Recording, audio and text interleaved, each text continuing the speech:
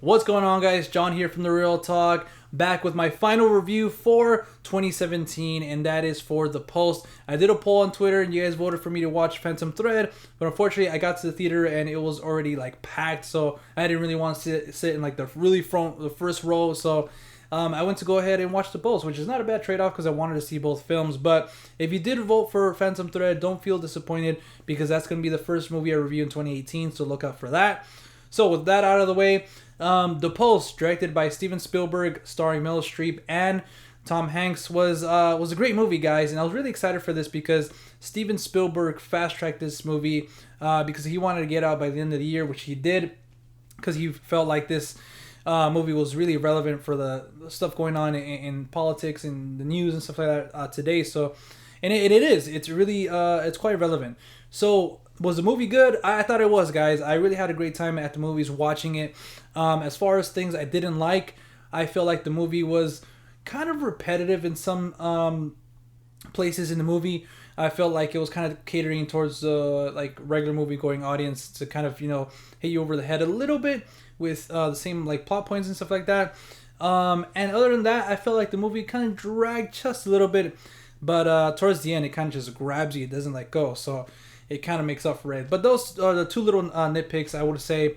But for me, the thing that kind of sold this movie was obviously all the names I said in the beginning: Steven Spielberg, Meryl Streep, and Tom Hanks. You can't go wrong with one of the best directors and one of the best actresses and actors working today. And how did Steven do? I think he did a phenomenal job because this movie could have been like really boring and really just a big mess, but he did a fantastic job directing it, and sorry, and kind of just keeping this movie at least kind of like the end of the beginning towards the end of the film.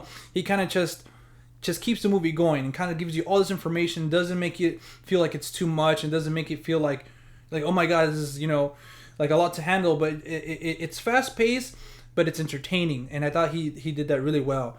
So as far as the cast, I mean, obviously I mentioned the two main leads, but you also have Bob Odenkirk, you have Jesse Plemons, two Breaking Bad stars. You also have Michael Stuhlbarg, which I was kind of surprised to see him. He's already been in Call Me by Your Name and The Shape of Water, and you also have Bradley Whitford, which obviously he was in this year's Get Out earlier this year, and he did. I thought all those supporting characters, supporting cast was really good, especially Bob Odenkirk. He was really great in this, and it was nice to see him kind of get one of these type of roles in a big movie. So, but getting to the main two leads, guys, obviously, man, I've been wanting to see this. I'm not sure if they've been in a movie together before, but man, it was just as soon as they had the first scene together, their chemistry was just like that. Like it was just awesome and perfect, and every scene they had was just, for me, like the scene to see in the movie. So every time they're together, and there's quite a bit in this movie, the movie works for me, and so that's quite a bit. As far as other things in the movie, I noticed John Williams' score and kind of making those tense scenes and kind of building the suspense at the right times. And I thought he did a great job in that. Not one of his best scores, but I definitely think it was a good score for this film. And this film was actually surprisingly pretty funny as well. It's not like a comedic movie, but it does have like some natural comedic elements and kind of like little jokes here and there that kind of come naturally, and I thought that worked as well. So other than that, guys, what could I say about The Post? It was a great movie with just inspiring messages throughout, especially with Meryl Streep's character, how she's a woman in this predominantly like male populated industry, and she just rises above that, and that's so great to see.